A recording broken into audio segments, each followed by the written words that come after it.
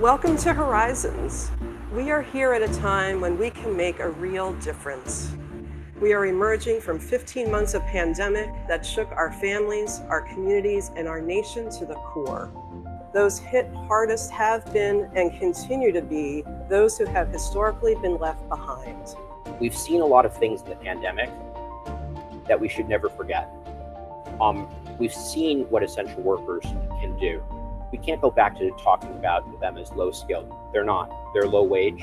That's not low skilled. And we've seen that it's possible to provide income support for people to not fall through the bottom. Well, why isn't it possible to provide income support for people to rise while they need to do intensive training to get to the next level? It is possible.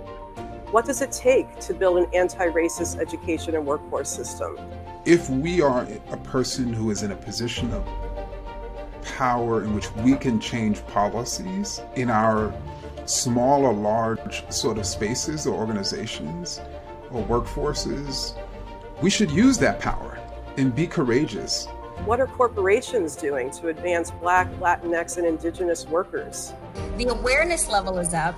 There's definitely increased activity, but you really have to, in this moment, change that conversation to one about very specific, targeted outcomes.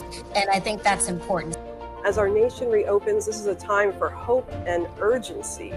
We've got to keep asking the hard questions. How do we make sure that we can actually discuss these issues that happen along race and the economy in ways that we have a collective act to change versus a recoiling and a panic in the reverse? We've got to keep challenging stale thinking and the status quo.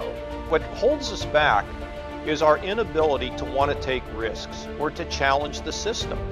And for everybody who's watching this and thinking about this, this is about the future of a child.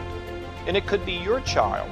And what are you going to do to shake this system so that it begins to be more responsive to the needs and the demands in the 21st century? With courage and conviction, with dedication and spirit, we can work together to advance new ideas, effective policies, and life-changing programs.